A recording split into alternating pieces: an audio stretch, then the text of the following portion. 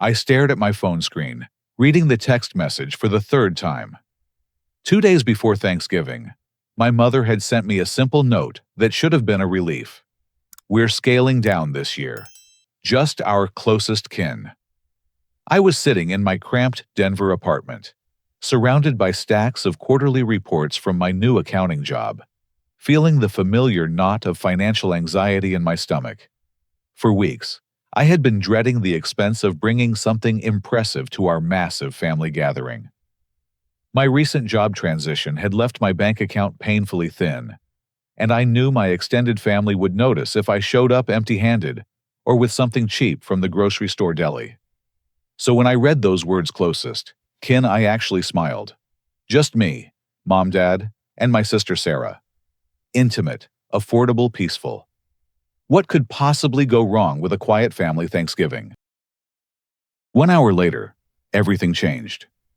I had just finished heating up leftover pizza from Monday night when my phone buzzed with a social media notification. Sarah had posted something on Instagram.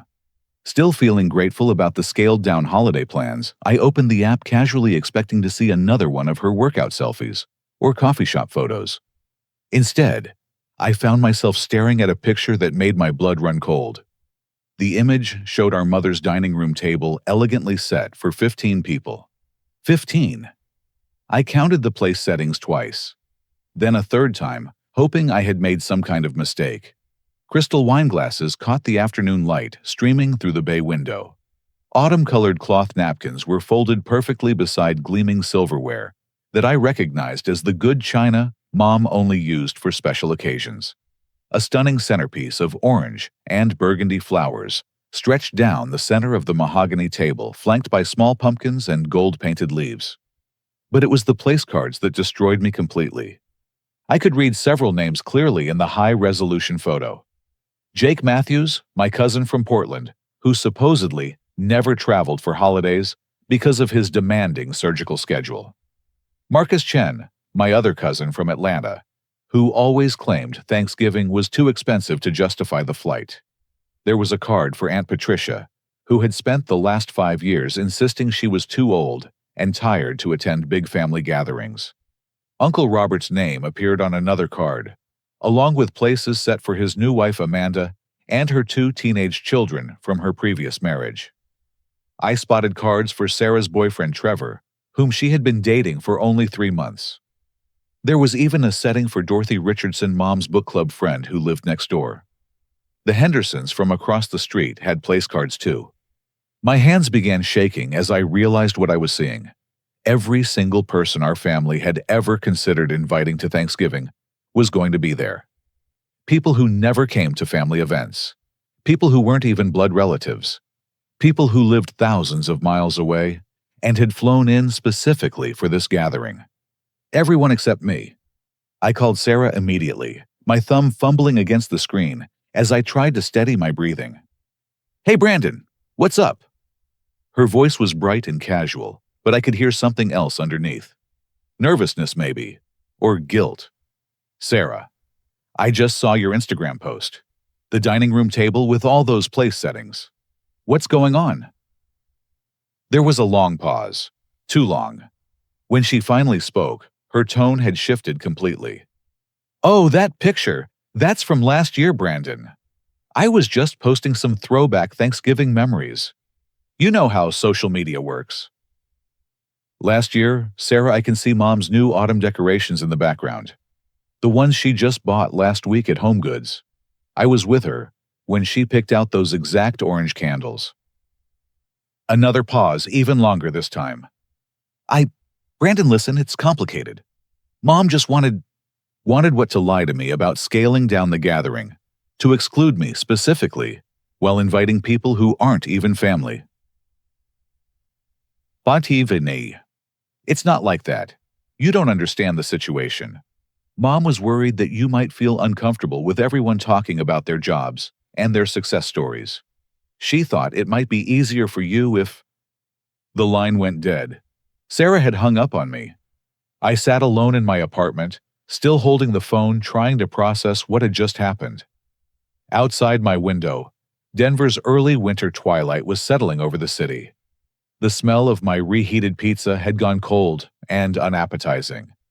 My small living space, which had felt cozy just an hour earlier, now seemed cramped and pathetic. The truth was devastating in its clarity. My recent unemployment had lasted 4 months before I found this new position, and during that time, I had been forced to miss several family events because I couldn't afford the travel or the expected contributions. I had borrowed money from Mom twice to cover rent. I drove a 15-year-old Honda Civic with a dent in the passenger door. My apartment was a studio with barely enough room for a small dining table. I had become the family embarrassment, the cautionary tale, the one they talked about in hushed voices when they thought I couldn't hear. Poor Brandon, still trying to get his life together. Maybe next year will be better for him. And now, for the first time in my 28 years, I had been deliberately excluded from our family's most important gathering. Not because there wasn't room, not because of some scheduling conflict, but because my presence would make other people uncomfortable. Because my financial struggles might cast a shadow over their success stories and holiday cheer. I looked around my small apartment, taking inventory of my life. A second-hand couch I had bought on Craigslist. A coffee table made from milk crates and a piece of reclaimed wood. Textbooks still stacked from my CPA certification courses. Bills organized in neat piles on my kitchen counter, some marked with urgent notices. But, as I sat there, something unexpected began to happen. Instead of calling my mother to demand an explanation or driving over to confront her in person, I felt a strange sense of calm settling over me. Maybe this was exactly what I needed. Maybe being excluded from their judgment and their pity and their careful conversations around my situation was actually a gift. I walked to my phone and did something I had never done before on a holiday. I turned it off completely. Then I opened my laptop and began researching how to cook a perfect Thanksgiving dinner for one person. Wednesday morning arrived gray and crisp, with the kind of Colorado autumn air that made everything feel clean and full of possibility. I woke up without an alarm clock for the first time in months, stretching leisurely in my bed, before padding barefoot to my small kitchen to make coffee.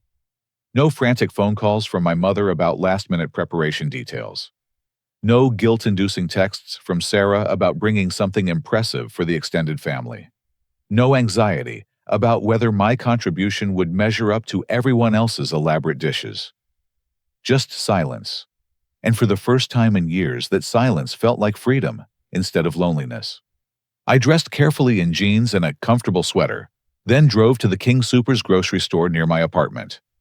The parking lot was surprisingly busy for a Wednesday morning, filled with last-minute Thanksgiving shoppers, grabbing forgotten ingredients, and harried-looking people clutching handwritten lists. Inside the store, I moved methodically through the aisles with a sense of purpose I hadn't felt in months. No budget constraints based on impressing 15 people. No pressure to buy the most expensive version of everything to avoid family criticism. I could choose exactly what I wanted, exactly how much I needed, and create something perfect for my own taste. In the meat section, I selected a beautiful 3-pound turkey breast, perfectly sized for one person, with enough leftovers for several days.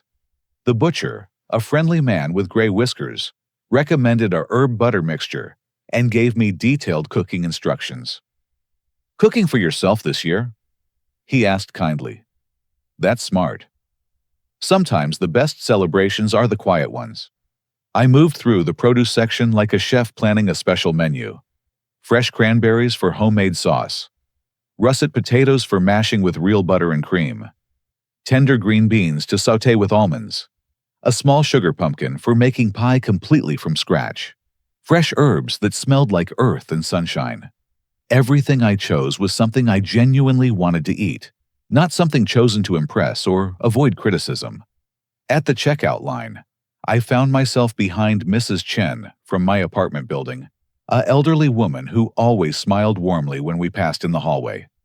Her cart was filled with ingredients for what looked like a fusion feast. Traditional turkey, alongside ingredients for Asian side dishes. "Brandon, how nice to see you," she said, her voice carrying the slight accent that hinted at her Korean heritage. Are you cooking for your family this year? Actually, I'm having a quiet celebration at home. Just me. I'm looking forward to trying some new recipes.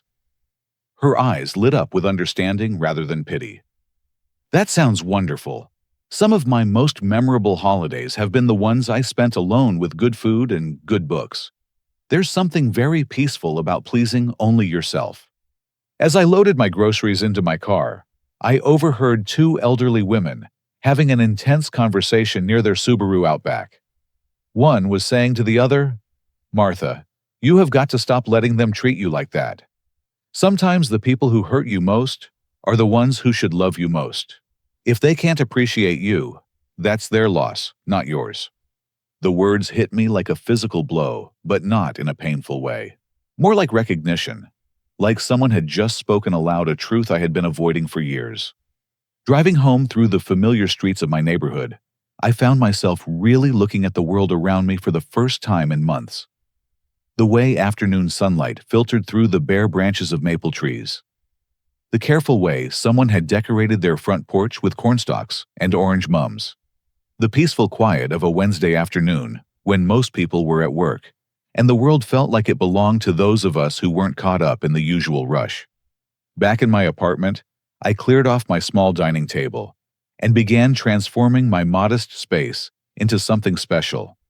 I had never used the cloth napkins that came with my hand-me-down dinnerware set, but I pulled them out now, ironing them carefully and folding them beside my best plate. I found a single white candle in my junk drawer and placed it in a simple glass holder. The turkey breast went into a roasting pan with herbs and butter rubbed under the skin. The smell that began to fill my apartment was rich and comforting, nothing like the chaos and stress I remembered from family holiday preparations. This was methodical, peaceful, intentional. As the turkey roasted, I peeled potatoes and chopped vegetables while listening to jazz music on my small Bluetooth speaker. Miles Davis played softly in the background while I worked, and I realized I had never been able to choose the music during family gatherings. There was always someone who preferred country, or someone else who insisted on Christmas music even though it wasn't Christmas yet. I made stuffing completely from scratch, tearing day-old bread into small pieces and mixing it with sautéed onions, celery sage, and chicken broth. The smell was incredible, nothing like the boxed versions we usually serve to accommodate everyone's different preferences and dietary restrictions. My phone sat silent on the kitchen counter, still turned off. Part of me was curious about whether anyone had tried to call or text, but mostly, I felt relief at being disconnected from the drama and expectations. For the first time in my adult life, I was spending a holiday exactly how I wanted to spend it. As evening approached, I realized something profound was happening.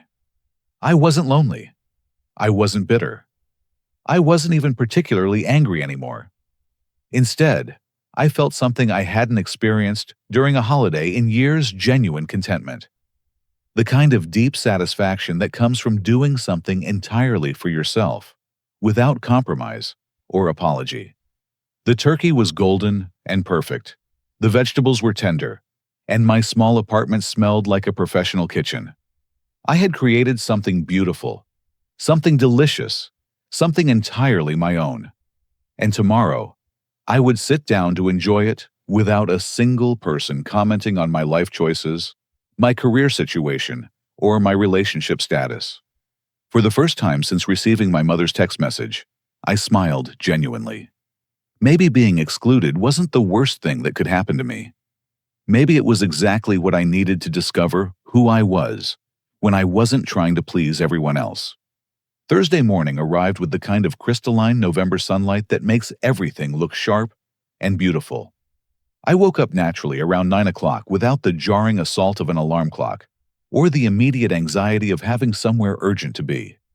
Through my bedroom window, I could see other apartment buildings where families were probably already in full holiday preparation mode.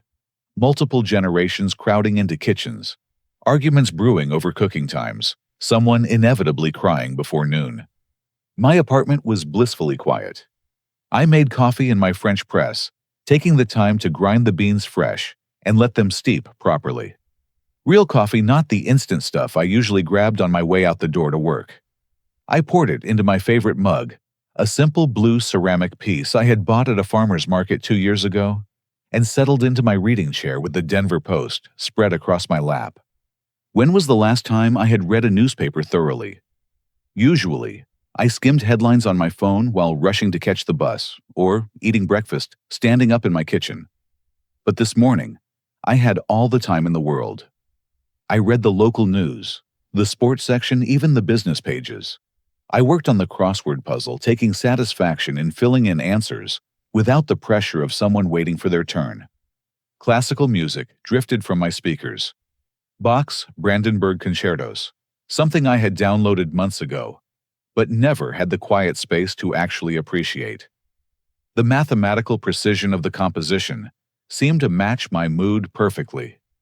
Ordered, intentional, beautiful in its complexity, but not overwhelming. Around 10:30, I began my holiday preparation in earnest. The turkey breast needed to go into the oven by noon to be ready for my planned 3 o'clock dinner. I washed my hands carefully and pulled on an apron I had received as a housewarming gift, but never used. Today felt special enough to warrant an apron. The bird was gorgeous, pale and plump, sitting in my roasting pan like it was posing for a magazine photograph. I rubbed it with butter, mixed with fresh rosemary, thyme, and sage, working the herbs under the skin, the way the butcher had instructed. The smell of the fresh herbs on my hands was intoxicating, earthy and clean and full of promise. While the turkey roasted, I prepared my other dishes with the kind of attention usually reserved for special occasions. Mashed potatoes, made with real butter, heavy cream, and a touch of cream cheese for extra richness. Green beans blanched until they were bright emerald, then sautéed with sliced almonds and just a hint of lemon zest.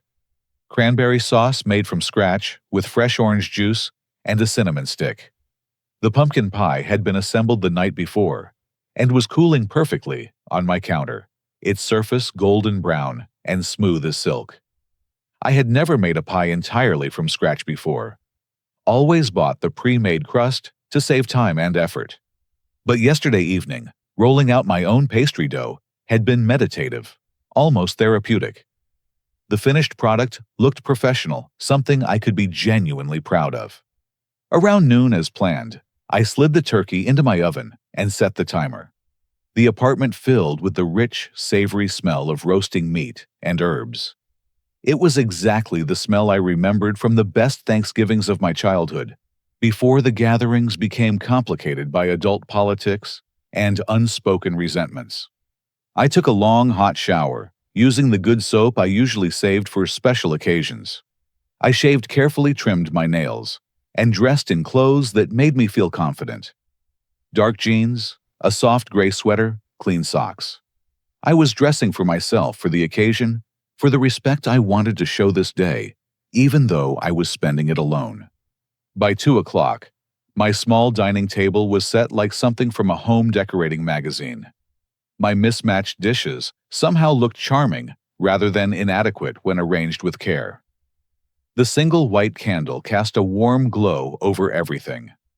I had folded my cloth napkin properly and arranged my silverware according to the etiquette rules my grandmother had taught me years ago. The timer chimed, and I pulled the turkey from the oven. The skin was golden brown and crispy, the meat thermometer reading exactly 165 degrees. Perfect.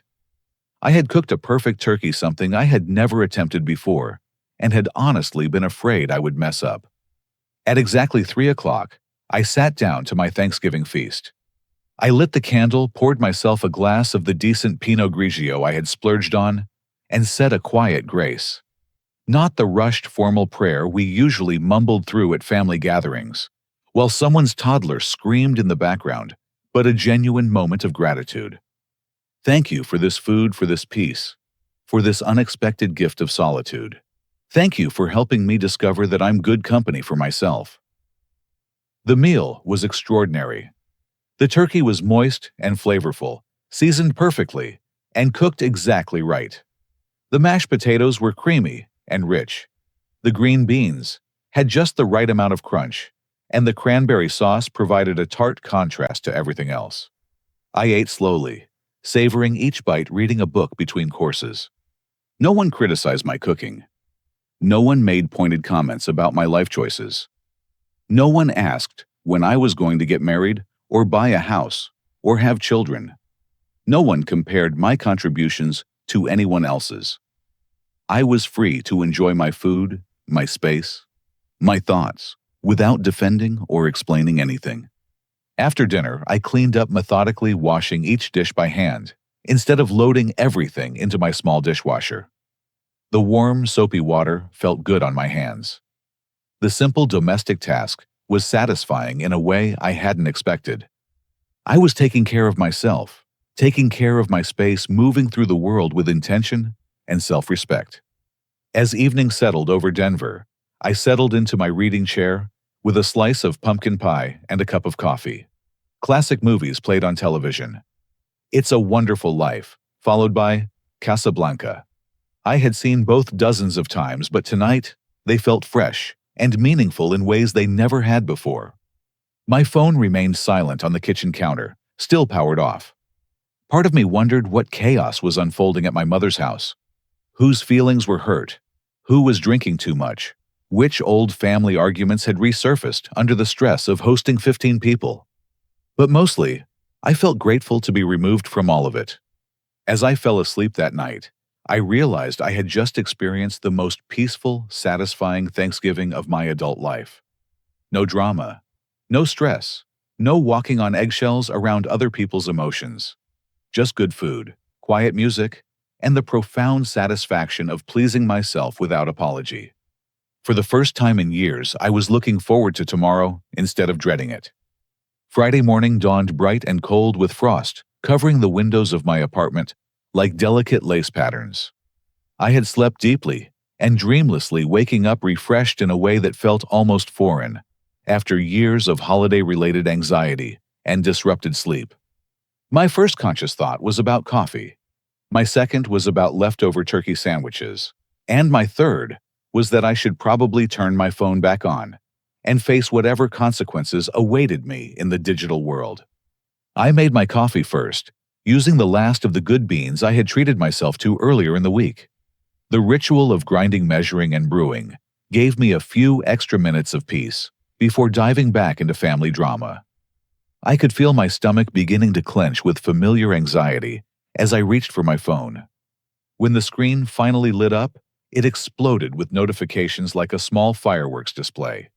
22 missed calls, 15 text messages, multiple voicemails. The sheer volume was overwhelming, but what struck me immediately was the pattern of escalation I could see just from the notification previews. The calls had started Thursday morning around 10 o'clock and continued steadily throughout the day, becoming more frequent as evening approached.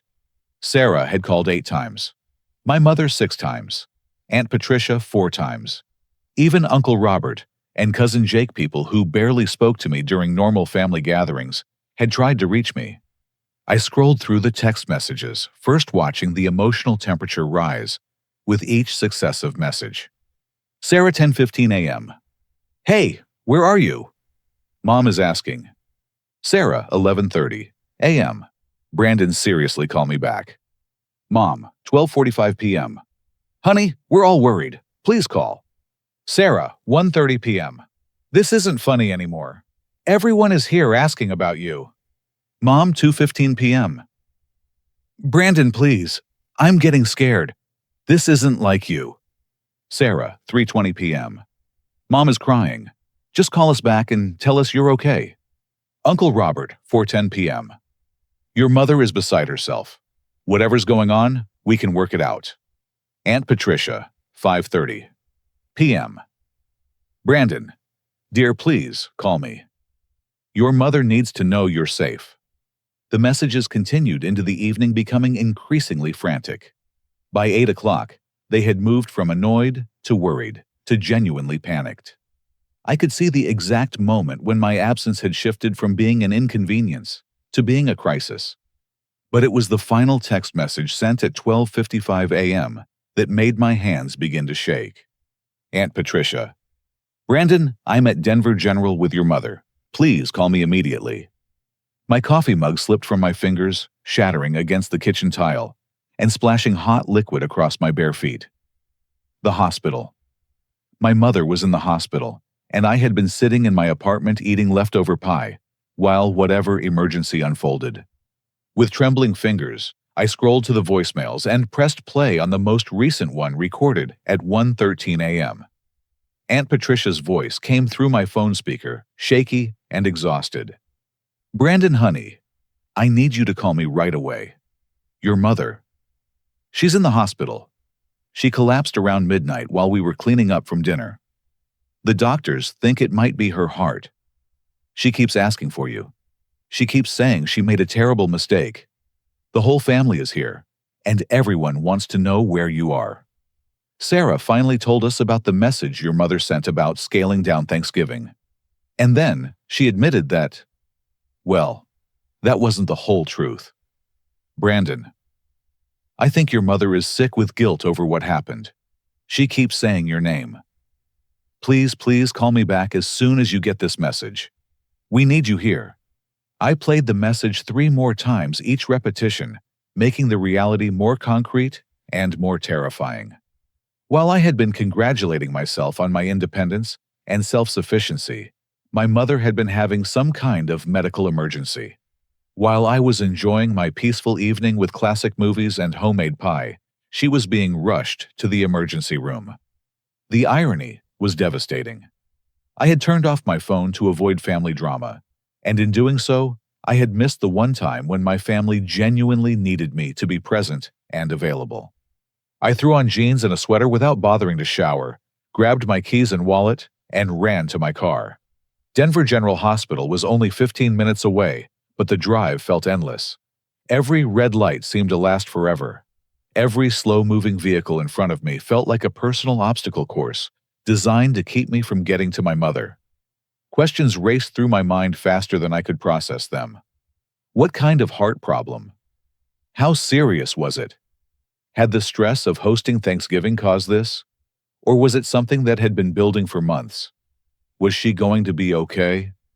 And the question that haunted me most, had my deliberate absence contributed to whatever medical crisis had put her in the hospital? By the time I reached the hospital parking garage, my own heart was beating so hard I could feel it in my throat. I had spent Thanksgiving feeling proud of my independence and emotional maturity, but now I felt like a selfish child who had thrown a tantrum at exactly the wrong moment. The automatic doors of the emergency department slid open with a soft whoosh, and I was immediately hit with the familiar smell of antiseptic and the overwhelming fluorescent brightness of institutional lighting. A few people sat in the waiting area looking tired and worried in the way that only hospital waiting rooms can make people look. I approached the reception desk, my voice coming out rougher than I intended. I'm looking for Linda Morrison. She was brought in last night with heart problems. I'm her son. The nurse, a middle-aged black woman with kind eyes and tired shoulders, consulted her computer screen. She's been moved to the cardiac observation unit on the 4th floor. Take the elevators down that hallway, turn left when you get off.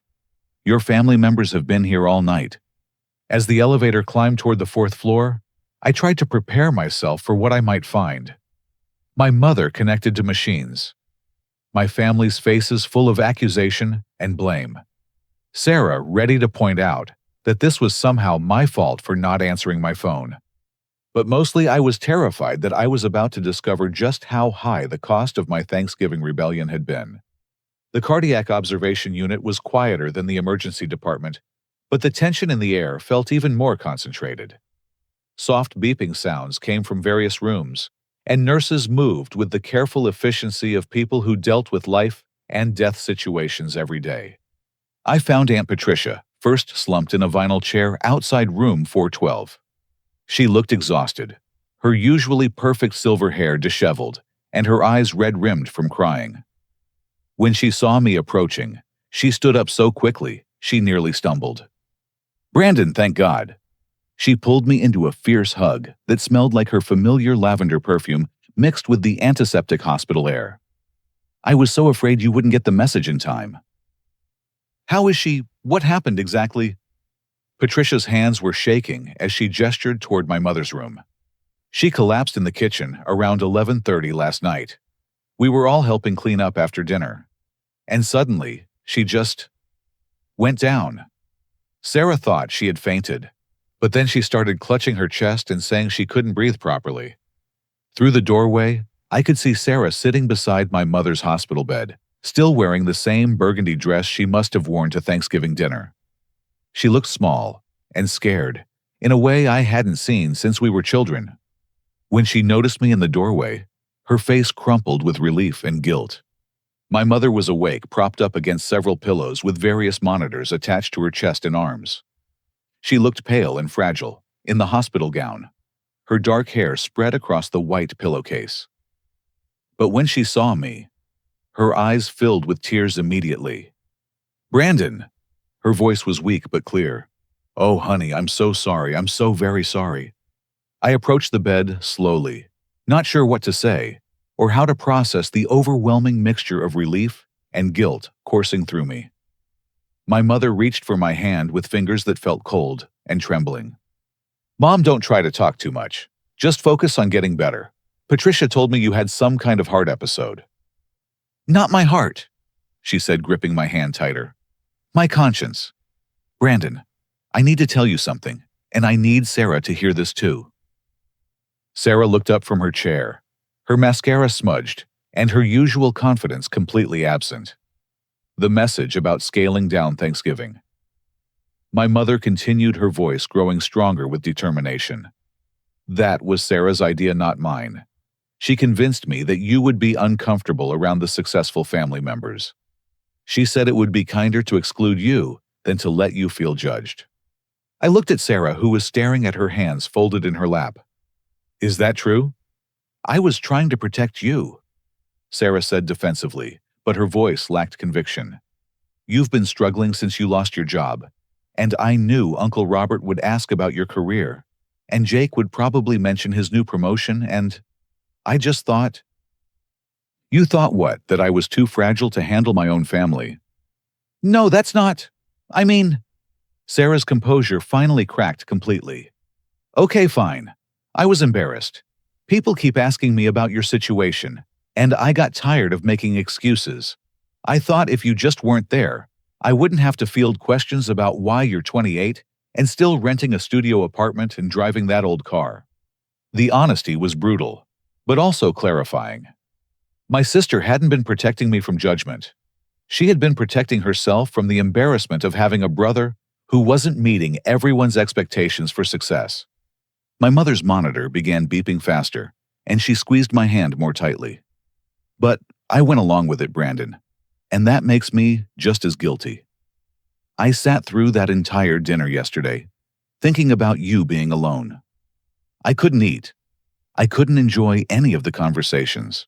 All I could think about was my son spending Thanksgiving by himself, because his own mother chose other people's comfort over his feelings. Aunt Patricia had entered the room during this conversation, and she cleared her throat gently. "Linda, maybe you should tell him about what happened during dinner." My mother nodded, tears streaming down her cheeks. "It was awful, Brandon. Uncle Robert and Amanda got into a screaming fight about her ex-husband. Marcus showed up drunk and started making inappropriate comments to Dorothy. The turkey was overcooked because I was so distracted thinking about you that I forgot to check the timer. Everyone kept asking where you were, and I had to keep lying and saying you had other plans. But the worst part," Sarah added quietly, "was when Aunt Patricia asked Mom directly why you weren't there, and Mom broke down crying right in front of everyone." Patricia nodded gravely. "I had suspected something wasn't right. Your mother has never hosted Thanksgiving without you before." When I pressed her for details, the truth came out. She admitted that she had deliberately excluded you, and she was consumed with guilt about it. My mother was crying harder now, but she continued speaking. "After everyone left, I couldn't stop thinking about what I had done. I kept imagining you alone in your apartment, probably wondering why your own family didn't want you there. The chest pains started around 11 o'clock, and by midnight I was convinced I was having a heart attack. A doctor appeared in the doorway, a middle-aged Hispanic man in scrubs, with a kind but serious expression. "Mr. Morrison, I'm Dr. Martinez. Your mother asked me to speak with you about her condition." We moved to a small consultation room down the hall, leaving Sarah with my mother. Dr. Martinez reviewed my mother's chart, while I tried to prepare myself for whatever medical reality we were facing.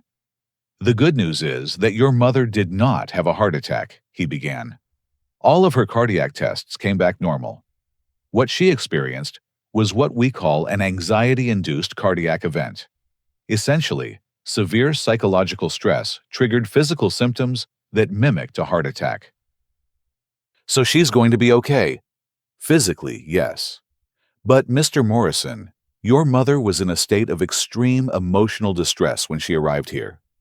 She kept repeating that she had made a terrible mistake with her son, that she needed to make things right before it was too late.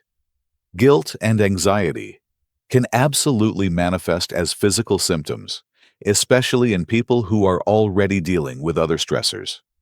The irony was overwhelming. While I had been discovering the joy of self-sufficiency and independence, my mother had been making herself sick with regret over excluding me. My peaceful Thanksgiving had come at the cost of her physical and emotional well-being. But as we walked back toward her room, I realized something important. I wasn't angry anymore. The hurt and betrayal I had felt on Wednesday evening had been replaced by something more complex.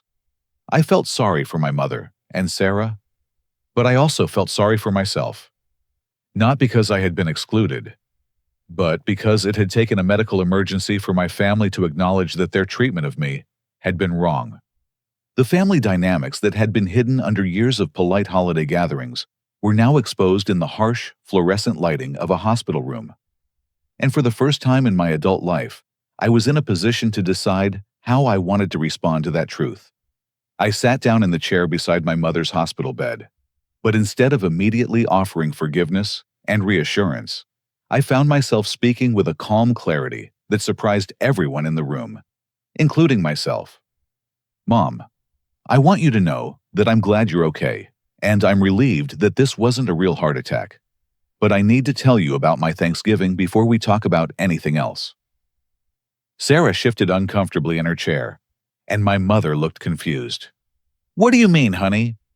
"I want to tell you about the most peaceful, satisfying holiday I've had in years." After I saw Sarah's Instagram post and realized I had been deliberately excluded from the family gathering, I made a decision. I didn't call you to argue or demand an explanation. I didn't drive over to create a scene. Instead, I turned off my phone and cooked myself a perfect Thanksgiving dinner. I described my day in detail: the careful shopping, the methodical preparation, the beautifully set table for one, the turkey that came out golden and perfectly seasoned, the homemade stuffing and cranberry sauce, the pumpkin pie I made entirely from scratch, the jazz music and classic movies, and the profound contentment of pleasing only myself. I had candlelight and good wine, and food that was better than anything I've eaten at our family gatherings in years. I read a book between courses. I ate slowly and actually tasted everything I put in my mouth. No one criticized my cooking or my life choices. No one made pointed comments about my apartment or my car or when I'm going to get married and give you grandchildren. My mother was staring at me with an expression I had never seen before, something between admiration and bewilderment. "Brandon," Sarah interrupted, "we were worried sick about you. Mom ended up in the hospital because she was so upset about excluding you, and you're sitting there talking about how great it was to be alone." I turned to face my sister directly. "Sarah, let me be very clear about something. You didn't exclude me because you were worried about my feelings. You excluded me because my situation embarrasses you. Because when people ask about your brother, you don't want to admit that I'm still figuring out my life while you have everything put together. That's not fair. I was trying to protect you from judgment." "No, you were trying to protect yourself from having to defend me. There's a huge difference." Aunt Patricia, who had been listening quietly from the corner of the room, suddenly spoke up. "Brandon is right, Sarah. And I need to confess something too. I knew about the exclusion before Thanksgiving, and I should have called Brandon directly to invite him to my house instead. My mother looked shocked. You knew? Linda, you called me Wednesday morning, in tears saying you weren't sure you were doing the right thing. You told me Sarah had convinced you that Brandon would be more comfortable not attending, but you sounded miserable about it. I should have intervened then, but I told myself it wasn't my place to get involved in your decision. Patricia turned to me with genuine remorse in her eyes. I'm sorry, Brandon. I failed you too. I appreciated her honesty, but I was more interested in addressing the larger pattern that had been revealed. The thing is, all of you made decisions about what would be best for me without ever asking me what I actually wanted or needed. You assumed I was too fragile to handle family gatherings where people might ask about my job situation. You assumed I would be more comfortable being excluded than being included and potentially judged. My mother tried to interrupt, but I held up my hand gently. Mom, I know you love me. I know you were trying to spare my feelings. But love that requires hiding me away when I'm not meeting everyone's standards isn't the kind of love that actually helps me grow or feel valued. I could see my mother processing this, her face cycling through confusion, guilt, and something that might have been recognition. What I learned yesterday, I continued, is that I don't need your protection from other people's judgment. I don't need you to manage my interactions with the family or shield me from uncomfortable conversations about my career. What I need is to be included and accepted, even when I'm going through difficult times. Sarah was crying now, but they were angry tears rather than sad ones. So what, we're supposed to just pretend everything is fine when you're struggling? We're supposed to act like it doesn't matter that you're 28 and barely making ends meet.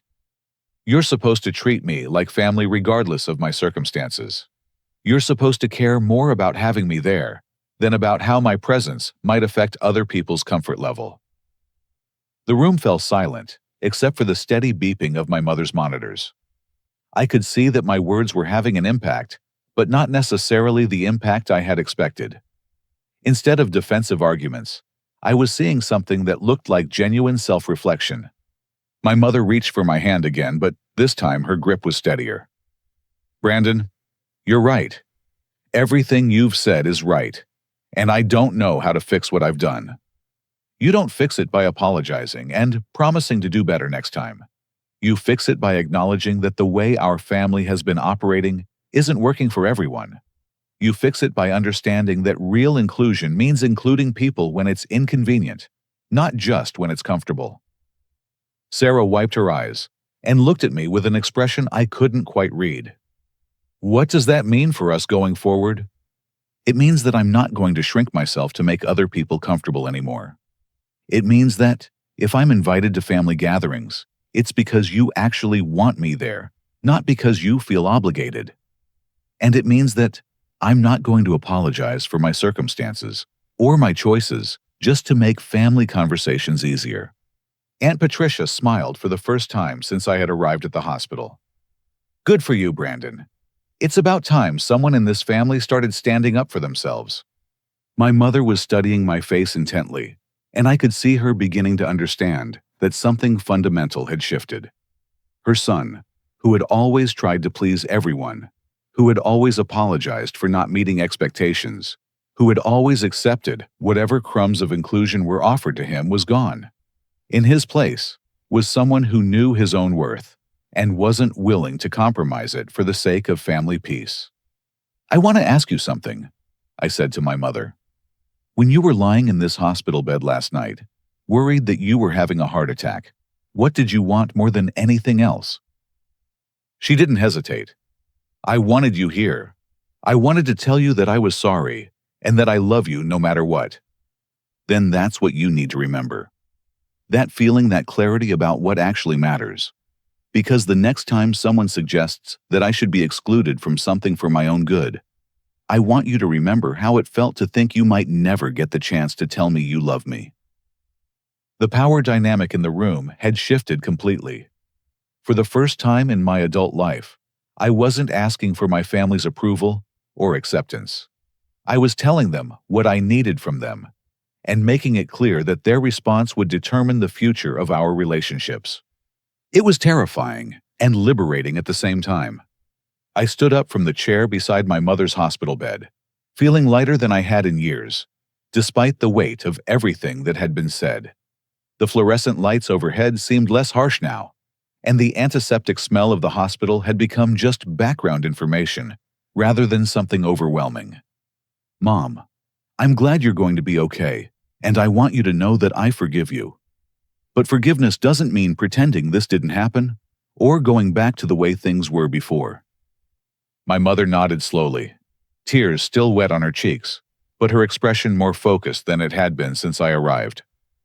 What do you need from me? Brandon, what do we need to do differently? I need you to understand that my worth as your son isn't determined by my job title or my bank account or whether I own a house yet. I need you to include me in family events because I'm family, not because I've earned inclusion by meeting certain standards. Sarah looked up from her chair, her earlier defensiveness replaced by something that might have been genuine curiosity. What about Christmas? Are you going to want to come to Christmas dinner after all this? I considered the question carefully. I'll come to Christmas if the invitation is genuine and unconditional. If you want me there because you enjoy my company and value my presence, yes. If you're inviting me because you feel guilty about Thanksgiving or because you think you should, then no. I want you there, my mother said immediately. Not because I feel guilty, but because yesterday made me realize how much I miss you when you're not part of our celebrations. The dinner was miserable, Brandon. Not just because of the family drama, but because something essential was missing.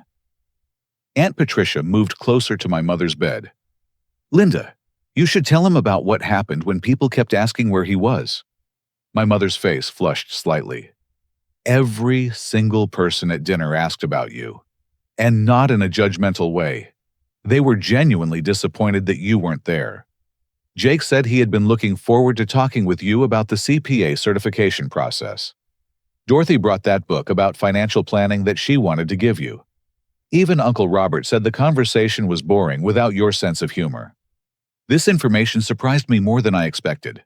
Really? Really? Sarah said quietly.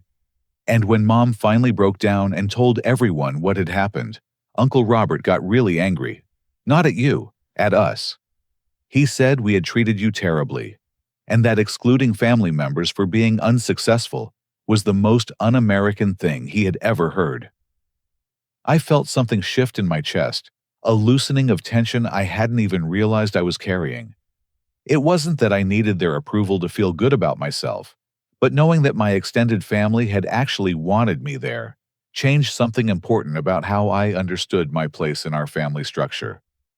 There's something else I need to tell you, I said, looking at both my mother and Sarah. I got a job offer yesterday morning right before I turned off my phone. A position at a smaller accounting firm in Boulder. It pays less than my last job, but it's a better fit for what I actually want to be doing with my career. Brandon, that's wonderful, my mother said, her face lighting up for the first time since I had arrived. The reason I'm telling you this isn't because I need your approval of my career choices, but because I want you to understand something important. I'm not the same person who used to apologize for not meeting your expectations. I'm making decisions based on what's right for me, not on what will make other people proud to claim me as family. Sarah shifted in her chair and I could see her processing this information. So, you're not going to be making more money. I'm going to be happier, which is worth more to me than a higher salary. And if that bothers you or makes you uncomfortable when people ask about your brother's job, then that's something you need to work out for yourself. Aunt Patricia smiled broadly. Good for you, Brandon. I've always thought you were too smart to waste your life trying to impress people who should love you regardless. As we prepared to leave the hospital, my mother was discharged with instructions to follow up with her regular doctor and to practice stress management techniques. Dr. Martinez had been clear that her physical symptoms were real, even though they were triggered by emotional distress rather than a cardiac problem. Walking through the hospital parking garage, I found myself next to Sarah while my mother and Aunt Patricia walked ahead of us.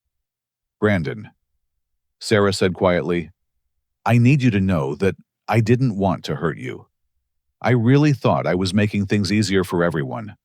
I stopped walking and looked at my sister directly. "Sarah, your biggest mistake wasn't excluding me from Thanksgiving dinner. Your biggest mistake was underestimating my ability to be happy without your approval." She was quiet for a long moment. "What do you mean?"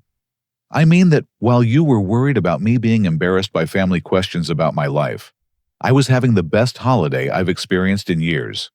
You assumed I needed to be protected from judgment, but what I actually needed was the space to discover that I don't need anyone's protection." We reached our cars, and I hugged my mother goodbye, feeling the warmth and familiarity of her embrace, without the underlying tension that had characterized our relationship for the past few years. "Brandon," she said, holding my face in her hands, the way she used to when I was small, "I'm proud of you. Not because of your job or your apartment or anything you've accomplished. I'm proud of the man you've become, the way you handled this situation with such grace and strength." Driving home through the late afternoon Denver traffic, I felt something I hadn't experienced in years: genuine excitement about spending time with my family. Not because I had won some kind of victory over them, but because I finally understood that their approval or disapproval didn't define my worth. My phone rang as I pulled into my apartment parking lot. "Aunt Patricia." "Brandon, dear, I was wondering if you might like to come over for coffee this weekend. I'd love to hear more about your new job opportunity, and I owe you an apology dinner." "I'd like that, Patricia, but you don't owe me anything. You were honest about your mistakes, and that's all I needed." "Well, then how about coffee, just because I enjoy your company?" "That sounds perfect." Back in my apartment, I looked around at the space that had felt so small and inadequate just a few days earlier. The same secondhand furniture, the same modest kitchen, the same view of the parking lot through my bedroom window. But somehow, everything looked different now. Not because anything had changed about my circumstances, but because I had changed my relationship to those circumstances. I heated up leftover turkey and made myself a sandwich with homemade cranberry sauce, eating it while standing at my kitchen counter and looking out at the mountains visible in the distance. Tomorrow, I would call the accounting firm in Boulder and accept their job offer. Next weekend, I would have coffee with Aunt Patricia and start building the kind of family relationships I actually wanted to have. And in a few weeks, I would sit down to Christmas dinner with people who wanted me there, not because I had earned my place at the table, but because I belonged there simply by virtue of being myself. The greatest gift I had received this Thanksgiving wasn't the discovery that I could be happy alone, though that was valuable. It was the realization that I didn't need to be alone to maintain my self-respect and independence. I could be part of a family while still being completely authentically myself. As I finished my sandwich and prepared for bed, I reflected on the profound life lesson that had emerged from what began as a painful exclusion. Sometimes the people we love most will fail us not out of malice, but out of their own fears and limitations. The question isn't whether we'll be disappointed by the people we care about. It's how we choose to respond when that disappointment happens. We can shrink ourselves to avoid future rejection, or we can grow stronger and clearer about what we need from our relationships. We can accept whatever crumbs of love are offered to us, or we can insist on the kind of love that doesn't require us to hide our struggles or apologize for our imperfections. Real belonging, I had learned, comes from accepting ourselves first. And real family relationships are built on unconditional love, not conditional comfort. Have you ever experienced a moment when being excluded from something you thought you wanted turned out to be exactly what you needed? I'd love to hear your stories in the comments below about times when life's disappointments led to unexpected discoveries about your own strength and worth. If this story resonated with you, Please give it a like and subscribe for more narratives about finding yourself in life's most challenging moments. Share this with someone who might need to hear that their worth isn't determined by other people's approval. And remember that sometimes the best family gatherings are the ones where you're completely free to be yourself. Thank you for spending this time with me, and I hope your own journey towards self-acceptance brings you the same peace and clarity that mine has brought me.